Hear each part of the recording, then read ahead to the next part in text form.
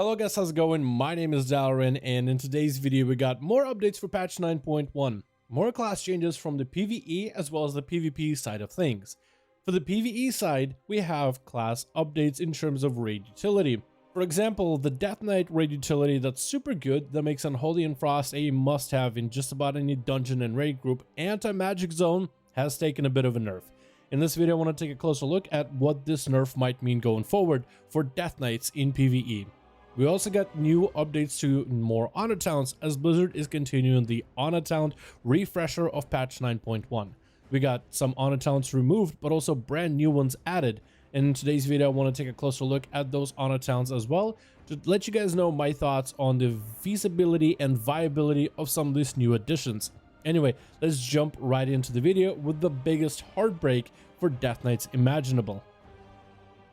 For DKs, Anti-Magic Zone has taken quite a few nerfs. First of all, it's going to be a 3-minute cooldown instead of a 2 minutes.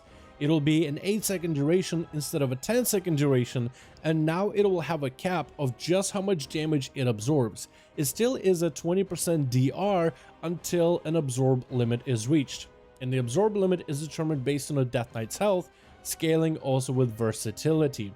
So for Frost and Unholy, that number is quite low. But for Blood Death Knights, that number is quite high because they have a generally higher health pool. They're a tank. But also they go quite a bit of versatility heavy in their gear, so that will scale even better off of the versatility. When talking to my guildies about this, I think a lot of us agree this is quite a nerf. It's quite a hefty nerf when it comes to Death Knights in PvE. Anti-Magic Zone has been amazing for Castle Nathria, and inside of Mythic Plus groups, it's a very short cooldown that's used quite often that can be dealt with a variety of magic situations, and quite a lot of things in Shadowlands hit you with hard magic damage. So what does this mean for Death Knights going forward? Are you now going to be perma-benched as a DK because of this change? I don't think so. I think it's really too early to tell. Anti-Magic Zone is still going to be a pretty decent cooldown. As a Blood Death Knight, it still retains a lot of its strength because of your high health, and also most Blood Death Knights stack quite a lot of versatility, so the shield for you will scale pretty high. It still will have a cap, but that cap is a lot higher, so more players might be able to take advantage of that effect, especially in a group of a mythic raid of 20 players. So as a Blood DK, it's not as bad of a nerf. For Unholy as Frost, however, it is pretty bad, and maybe you won't have nearly as many guilds stack Unholy Death Knights as much, but it all depends also mostly on the environment. Are there going to be a lot of phases in the next raid where you'll just take a lot of big magic damage all of a sudden? If that damage number for magic hit is way too high, then of course it's going to tear right through the shield. But if the number is low enough where AMZ can be used, technically then you'll still gain some sort of value. Either way you look at it, it is quite a bit of a nerf to the original strength of that ability. Mystery Monks are not super common as a healer, but they are getting quite a bit of a buff going forward.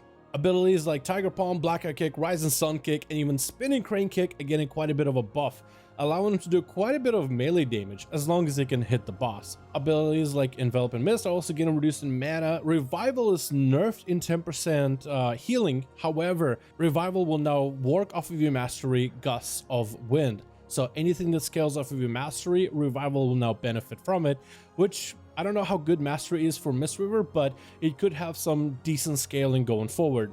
Primarily what monks are excited about is the damage buff, which is going to allow them to do quite a bit of output. And there's even a legendary that does healing based on the damage that you do, so that one will have a direct buff as well. For Affliction Warlocks, we do see a Conduit slightly nerfed for Withering Bolt. It looks like they're halving the damage even more, so already it went from 40% shadow bolt damage to 20, from 20 to 10, so they continue to slice that thing in half. I still think Withering Bolt might be a really strong conduit going forward in pure single target in the future, but yeah, they're really chopping it up. Destro, however, saw a buff. While Affliction is getting nerfed, Destro's Shadow Burn is actually going to do 23% more damage and will refresh a charge if targets are dying within 5 seconds. So potentially Mythic Pluses when enemies are constantly in execute range or adds show up to the party inside of a raid composition. Maybe a Destruction Warlocks might swap to start using Shadow Burn more often in the future. Definitely an interesting development. Then we have Demon Hunters, where actually Mana Rift is going to be removed as an honor talent. They're changing Mortal Dance though, so instead of using your Blade Rush or Fell Rush ability, your Blade Dance will now reduce the target's healing by 25%. Now, I think this is a good change for Demon Hunters because no one wants to use your mobility ability of Fell Rush as part of combat gameplay. No matter how many times Blizzard tries to incorporate your mobility as part of doing damage to enemies, having that movement on demand is a must-have for demon hunters, so them changing it to a blade dance might offset it a little bit better. Then we have a new honor talent, Chaotic Imprint. Throw Glaive will now deal damage from a random school of magic and increase the target's damage taken from that school by 10%. So with this honor talent, if you throw a glaive at the enemy, it'll do damage from a random school of magic as in fire, frost, arcane, shadow, and will also mark an enemy with a debuff, making them take more damage from that school. Really weird honor talent, but an interesting one. It's a debuff. That's not something you see often. If this is the debuff effect you're supposed to be able to control, then pairing demon hunters with elemental shamans and even fire mages could be beneficial, because you'll just debuff the enemy to the spell school that your party is using. But if it's supposed to be a random debuff, then it might have some uses for demon hunters, but not really. Maybe as a Vengeance Demon Hunter in a team fight, throwing out glaives because your team is partially Boomkin, partially Mage, maybe partially Elemental Shaman. That's a lot of different schools of cast to benefit from. That class then might be able to gain benefit from Chaotic Imprint if you are not supposed to be able to control the debuff you put up. So depending on how Blizzard does this talent, because it's not working properly right now, it does seem a little buggy. Like some debuffs have a fall off time, like 20 seconds, others are just permanently on the target. It's an interesting talent, but I wonder what the final version is going to look like. For Hunters, we saw Scorpion Sting, Spider Sting, and Viper Sting honor talent removed. Not completely, but it has been removed. As well as the honor talent of Wild Protector, but we got some new honor talents for General Hunters as well as Marksmanship.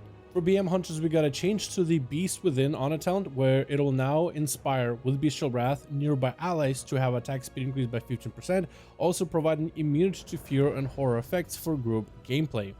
Then we have the Chimeral Sting, which is going to be your poisons, your stings that got removed, reincorporated into a new honor talent, where the sting will do quite a bit of nature damage to an enemy, then cycle all of your stings, each lasting 3 seconds. First sting is Scorpion Sting, which will reduce the target's movement speed by 90%. Then silence the enemy with Spider Venom, then give him a 20% reduced damage and healing with Viper Venom. Very interesting honor talent, but I feel like that could be dispelled so easily by a druid that it basically becomes mute. The honor talent Kindred Beast reduces your pet's unique ability, that is the Bloodlust, Survival of the Fittest, as well as Master's Call, by 50%. So the cooldown is going to be far shorter, and also using those abilities gains additional effects. Survival of the Fittest, for example, will provide to your group a extra DR, so when you use your defensive, your beast will also grant your allies a defensive. The Bloodlust effect will become 15% haste, but no longer applies sated debuff, so potentially could be used in RBGs maybe. It is a 6-minute cooldown, and you don't really see a lot of hunters run Primal, but it does become something usable in arenas. It could be maybe interesting, but just being able to use your Master's Call as well as your Survival of the Fittest in arenas more often, I don't think is a bad honor talent by itself. The extra bonus effects is not that bad either. For Shamans, the honor talent of Purifying Waters has been removed. The enhancement gains the honor talent of Static Field Totem, which prior to this was only an elemental talent, which gives you a lot more control of the enemy team. And Shaman as a class also gains Unleash Shield, which grants you different effects based on the type of shield that your Shaman currently possesses, be it Earth Shield, Lightning Shield, or Water Shield. With Lightning Shield, you consume your shield, knocking back the enemy. So actually, Enhancement Shamans will be able to knock you all back, as well as Elemental. When you use Earth Shield and consume it with Unleash Shield, you'll actually put a root on a target. And with the Water Shield, it looks like you'll spawn a pool under the enemy with healing reduction elements. So Restoration Shamans in the PvP can be a little bit more aggressive with their water shields. Then we have Warriors, one small new honor talent called Demolition, where Shattering Throws damage to absorb shields is increased by extra 500%. Normally, Shattering Throw already does 500% damage to shields, and now it's going to be 1000% damage. Probably to account for some of the buffs that monks are getting, since we'll mostly see monks and cocoons more often in PvP going into patch 9.1. But that's going to be everything we have for 9.1 updates for classes, PvE as well as PvP. Quite a lot of changes have happened so far, and I cannot wait to see how players will be able to test out the Death Knight changes with some of the raid testing that will be happening later this week. But thank you guys so much for checking out this video. Let me know your thoughts about the updates in today's video. Thank you so much for watching. I do hope you guys enjoyed, and as always, I'll see all of you guys in another video.